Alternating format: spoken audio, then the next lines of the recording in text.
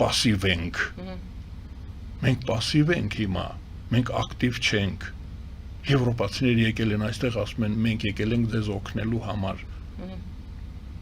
Մենք էլ ասում ենք դե ուզում եք օգնեք։ Չէ, մենք պետք է լուրջ քայլեր անենք, օրինակ բերեմ, հասարակ օրինակներ են դրանք, չէ։ Մենք ինչի չենք օրակարգ մտցնում հենց այդ հարցերը, Ռուսաստանի դերը Բերլինյան կոնգրեսում, ռուսական պետությանը պետք չի հայկական պետություն։ Մենք քաղաքական գնահատական տալիս ենք դրան, թե չէ։ Դա պետք է պետական մակարդակով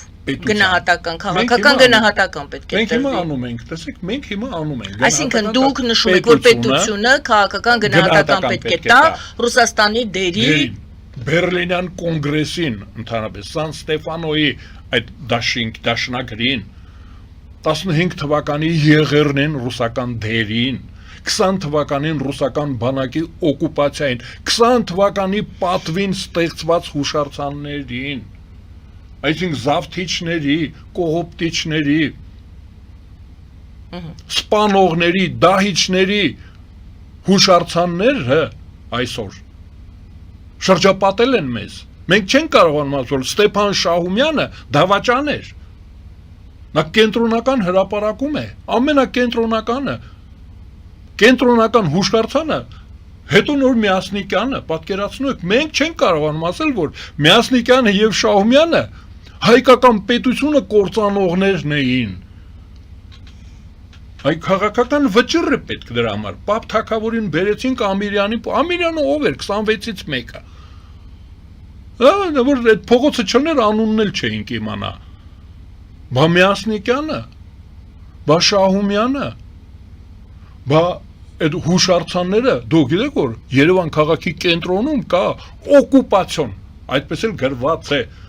սովետական բանակի պատվին հուշարձան կա։ Շահումյանի հուշարձանի հետևը, դատախազության դիմացը, հուշարձան ունենք օկուպացիայի։ Պատվի ենք արժանացնում։ Պարզեցնենք երիտասարդ մեր լսարանին ինչ է նշանակում Կարմիր բանակի կողմից օկուպացիա,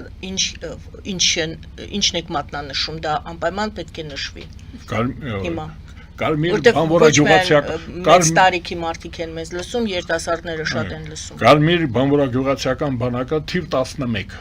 թիվ ուներ 11, Լեհաստանում ջախջախվելուց հետո Լեհաստանը պետք է Լեհաստանով մտնում էին Բերլին, Սովնարկոմը, որ տեղափոխեն Բերլին, Վլադիմիր Լենինը, Ռուսաստանի ղեկավարը, որ այնտեղից աշխարհը ղեկավար էր, ջախջախվեցին Լեհաստանում, պարտվեցին, շուռ եկան Հայաստանը գրավեցին, հայկական պետությունը ճանաչված հայկական ժողովրդավարական պետությունը, 1920 թվականին իրենց կողմից էլ ճանաչված, Ռուսաստանը ճանաչել էր հայկական պետության գոյությունը, զորքերը մտան Հայաստան, այդ զորքերը գրավեցին Հայաստանը։ Խոսքը գնում է առաջին հանրապետության մասին։ Առաջին հանրապետության մասին 1920 թվականին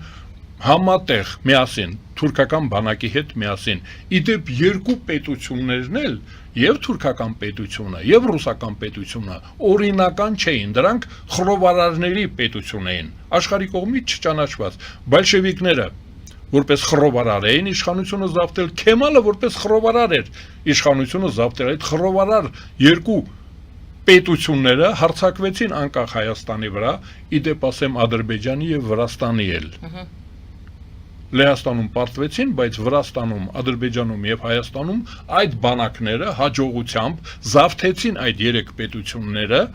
եւ այդ զավթման առիթով ստեղծվեցին հուշարձաններ։ Հիմա կա այդպիսի հուշարձան։ Ես Երևան քաղաքի կենտրոնում Շահումյանի հրապարակից մի քիչ վերև դատախազության դիմաց զավթիչների հուշարձանը։ Դահիճների հուշարձանը կա։ Մի ժամանակ կրակ էր վառում հավերժական, հիմա կրակը հանգցրել են, մեր մոտ կան քաղաքացիներ, ազատազրկված չեն, ծաղիկներ են դնում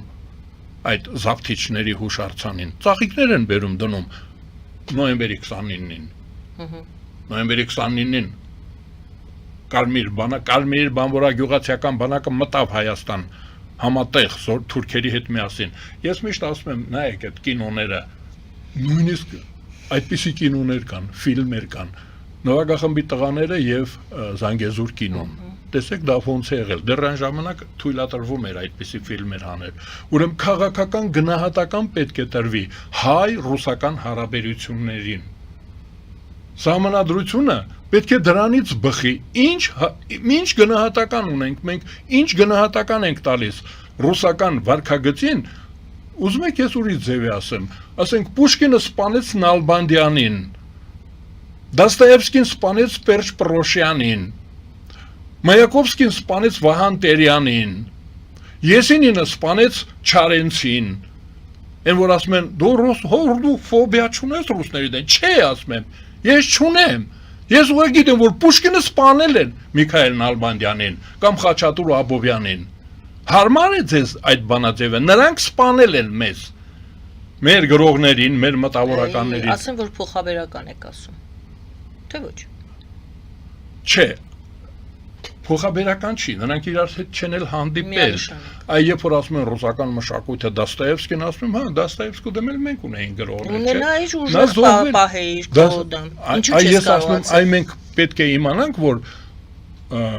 ինչու ես այսօր ֆիլմերը դեռ ռուսերեն լեզվով դիտում, գնահատական գիտական գրականությունը ռուսերեն լեզվով կարդում, Չէ, օրենք ենք ընդունել, որ ռուսերենը գրեթե պետական է։ Կարդացել ես սովետի ժամանակ, առ այսօր էլ ես կարդում, դիտել ես սովետական միության ժամանակ ռուսերենով, այսօր էլ ես դիտում։ Մեր երեխաները ռուսերեն են սովորում մուլտֆիլմերով, ռուսերեն լեզվով թարգմանված։ Այսօր էլ կա դա։ Մենք չենք խոսում դա լավ է թե վատ, մենք պարզապես արձանագրում ենք դա, որ 30 տարի, բայց դա սահմանադրության մեջ ինչպես է պատկերացում։ Քաղաքական գնահատական, այսինքն պասիվ եւ ակտիվի մասին ենք խոսում, չէ՞։ Ակտիվ լինել նշանակում է քաղ հասարակությունը այսօր պետք է դրա գնահատականները տա։ Պետք է մենք ասենք, որ ռուսաց լեզուն այդպիսի իրավունք ունի Հայաստանում։ Ունի այնքանով, որքանով դու քոնը չես կարողանում, քո լեզվով չես թարգմանում, քո լեզվով չես դիտում։ Որքանով մենք թույլ ենք տալիս, բայց մեր թարգմանիչները դա մեր խնդիրն է ավելի շատ։ Պետությունը պարտադրում է, թարգմանությունը պետությունն է պարտադրում։ Բայց չի հետևում, որ հարկահավաքությունը պետությունն է պարտադրում, լեզուն պետությունն է պարտադրում, քաղաքավարությունը քաղաքական իշխանությունն է պարտադրում։ Պարոն Աշակյան, այստեղ հարցը պարզապես հետևյալն է։ Մենք ցոլություն ենք անում, դուք սահմանադրության հարցն եք բարձրացնում, բայց վերջացնենք այդ նկարագիրը ձեր, որ ասում եք Պուշկինը սպանեց, չգիտեմ ում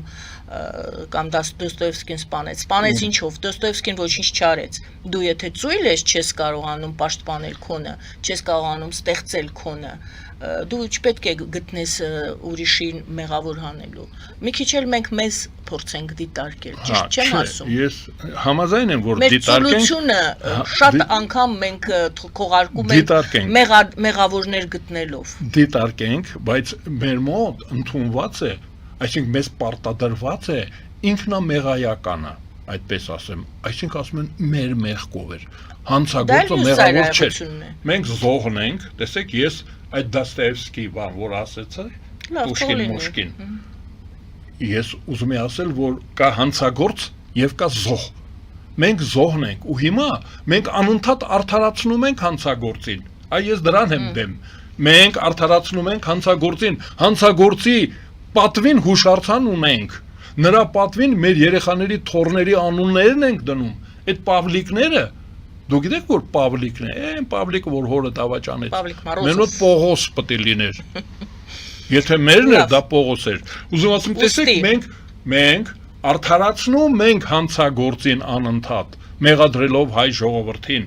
Մենք դա, այս դրան եմ դեմ, ես որ ասում եմ գնահատենք, մենք պետք է ասենք հանցագործը ով է եւ զոհը ով է, զոհին պետք է պաշտպանենք, ոչ թե արդարացնենք հանցագործը։ Մենք հայ ժողովրդի որոշ խավ, քաղաքական հասարակության կամ քարոզիչներ կան, որ փաստաբան են հանցագործի, հանցագործության փաստաբան են, անընդհատ արդարացնում են Պասկևիչին, արդարացնում են Լենինին, Ստալինին, Անդրոպովին,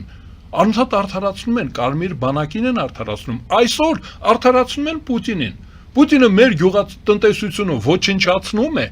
պատերազմ է հայտարարել մեր գյուղացիներին։ Ես որ ասում եմ բաքունցին սպանեցին, հո պայմանական չէր։ Եսինինը չեկավ, Եսինին էլ սպանեցին դրանք։ Ուզում ասեմ, նրանք իրանց էլ չեն խնայում։ Այնպես չի, որ գիտեք, բան կա։ Չէ, նրանք մարդասպան են, հանցագործ են։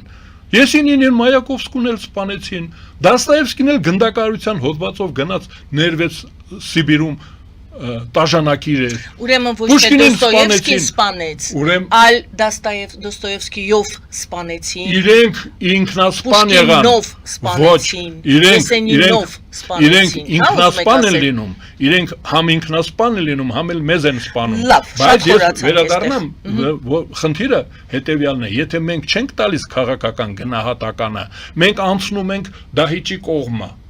մենք աչքներս փակում ենք դրա վրա, այ սահմանադրությունը, վերադառնամ սահմանադրությունը ում համար է գրվում, Հայաստանի Հանրապետության ազատ անկախ ժողովրդավարական Հայաստանի Հանրապետության համար է գրվում, անկախ Հայաստանի համար,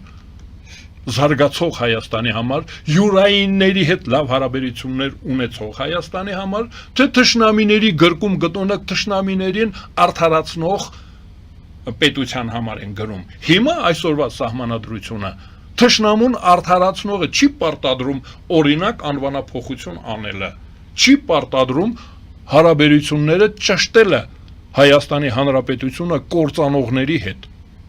Օրինակ մենք հարցը դնում ենք, ինչի գրավեցիք հայկական պետությունը, Ղարսը, Նախիջևանը, Նագորնի Ղարաբաղը։ Ասում են փրկեցինք այդ Մարգարիտա Սիմոնյանցի հիշատակում, ինչ է ասում։ Մարգարիտա Ասում Ռուսաստանը քեզ ստեղծեց, Ռուսաստանը քեզ փրկեց, Ռուսաստանը չլիներ, դու այսօր չէիր լինի։ Չէ՞, Մարգարիտա Սիմոնյանի ամբողջ այդ ելույթների ողջույցը դա է։ Ես տգետություն չեմ համարում, ես ասեմ, որ նա տգետ չի։ Ինքը մի առիթով ասել է, որ իրենք էլ հալածված։ Ես ասեմ, Ռուսաստանում կա հատուկ մանիֆեստ։ 2014 թվականին ռուսական պետությունը Վլադիմիր Պուտինի ստորագրությունով ճանաչեց, որ գենոցիդ է կազմակերպել հայ ժողովրդի նկատմամբ Ղրիմի հայությանը։ Մարգարիտա Սիմոնյանը թող դա հիշի, որ ռուսները արդեն խոստովանել են, որ գենոցիդ հենց դրա համար է, որ Ռուսաստանը ներողություն է խնդրել մեզանից եւ ասել է դիմեք փոխհատուցում տանք։ Հայաստանի Հանրապետությունը դիմել է, մենք որպես հայրենակիցներ, մեր հայրենակիցներին են կոտորել։ Ես չեմ ասում կալմիկներին։ Ինչու չի դիմել։ Որովհետեւ մենք արդարացնում ենք հանցագործությունը։ Օրինակ Ստեփան Շաումյանի Միասնիկյանի հուշարձանը տեղադրելով Հայաստանի մայրաքաղաքի կենտրոնում արդարացնում ենք հանցագործությունը։ Մենք արդարացնում ենք, ասում ենք, որ լավ եք արել, որ մեզ կոտորել եք։ Եթե մենք չենք դիմում, հիմք ընդունելով Վլադիմիր Պուտինի 2014 թվականի մարտի 16-ի հրամանագիրը։ Ես քանի տարի արդեն 10 քանի տարի է դա ասում եմ։ Իմ ասելով է ինչի։ Ինչի չի դիմում մեր պետությունը։ Խոստովանել են, ռուսները ճանաչել են գենոցիդը, իրենց Գոսդուման ճանաչել է, փայատեր են չէ գենոցիդի, մենք ինչի փոխհատուցման համար չենք դիմում Ռուսաստանին, չենք ասում դուք եք կազմակերպել, դուք միասին եք արել դա, ձեր Սազոնովը դա ասել է, պաշտոնական արտաքին գործերի նախարարը դա ասել է, ձեր հրամանատարները, զորքերը հրամայել են հետ քաշվել։ Ժնևիա կոնվենցիան արդեն կար 1862 թվին է ընդունվել կոնվենցիան։ Ռուսաստանը դա ճանաչում է։ Հրամանագրեր ուներ Ռուսաստանը 15 թվականին, որ խիստ հետևել հայկական ստորաբաժանումներին, որ մահմեդականների գլխից մի մաս չպակասի։ Ես ձեզ ասեմ, որ ծովափին, Սև ծովի ափին բազմաթիվ դատավարություններ եղան ռուսական բանակի դեմ, որ հալածել էին գրավյալ ռուսական թուրքական տարածքներում տեղի բնակիչներին։ Տեսեք, այստեղ էլ հրաման կար, որ հանկարծ ռուսական բանակը քաղաքացիների նկատմամբ, խաղաղ բնակչության նկատմամբ ու հայերին տարան այստեղից։ Այդ Անդրանիկ Գյալդի, որ ասում ենք, մենք հիմա բաներ ենք սարքել, չէ, հերոսներ ենք սարքել, որ այդ 6000 հոգին ինչ պետք է աներ, 150,000 զինվոր կռվում էր, 150,000 զինվոր, 6000 հայ կամավորականները խոզ զվոդում ինչ պետք է անեին, Դրանց էլ խիստ հրամայված էր ձեռ չտալ, գրավյալ տարածքներում թուրքերին ձեռ չտալ, ոչ մի կողոպուտ, բա հայերին ինչի հետ չբերեցին, ինչի նույնը չարեցին հայերի հետ, երբ որ 15 թվականի գարնանը զորքերը հետ քաշեցին, ինչի չենք պահանջում,